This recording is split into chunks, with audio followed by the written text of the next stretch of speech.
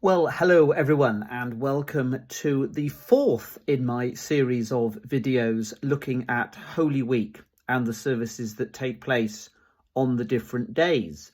And today we have reached Good Friday, which is the day, of course, when we remember Jesus dying on the cross. And I want to talk to you today about two services which sometimes take place on Good Friday. Churches typically have lots of different sorts of services, but I want to talk to you about two in particular. The first service that we sometimes see on Good Friday is the service of Stations of the Cross.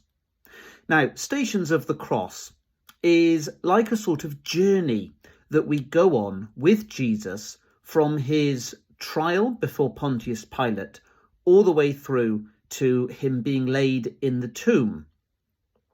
Now, I said earlier in the week that the whole of Holy Week is like a journey with Jesus from Palm Sunday through to Holy Saturday. And Stations of the Cross is like a sort of microcosm, if you will, of this journey, just compressed into one service, lasting normally about half an hour or so.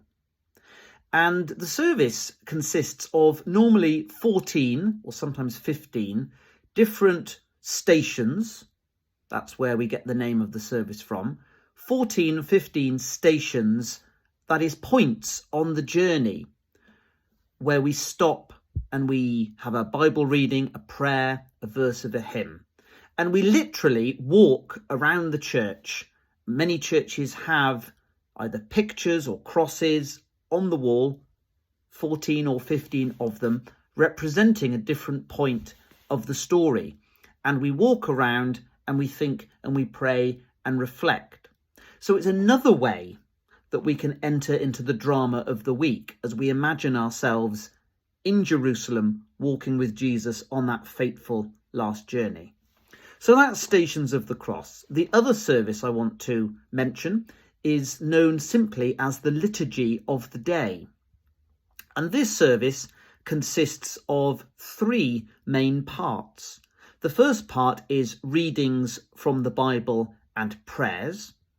And just like on Palm Sunday, the Gospel reading on Good Friday is the whole of the Passion of Jesus, normally from John, and normally done in dramatic form, like on Palm Sunday, with different people playing the different parts. Sometimes it might be sung as well. If a church has a very good choir, they may sing the Passion. The second part of the service is known as the Veneration of the Cross. And here a large cross is brought in to the midst of the church, normally placed by the altar. And members of the congregation are invited to come forward and make an act of devotion at the cross, either to kneel in front of it, touch it maybe, kiss it, as a way of expressing our love for Jesus and our respect, really, for what he's done for us by dying on the cross. And then the third part of the Liturgy of the Day is Holy Communion. Now, we don't actually celebrate the Eucharist on Good Friday, but we can receive Holy Communion. You might remember from yesterday's video I said that at the end of the Maundy Thursday service, we take the leftover sacramental bread to the side altar to represent Jesus going to Gethsemane. Well, it remains there after Maundy Thursday all through the night into Good Friday.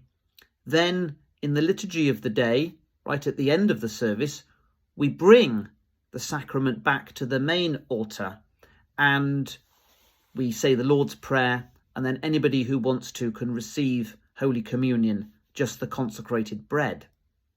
And then any remaining consecrated bread is consumed, is eaten by the priest, so there's none left at all, and there's none reserved in the church.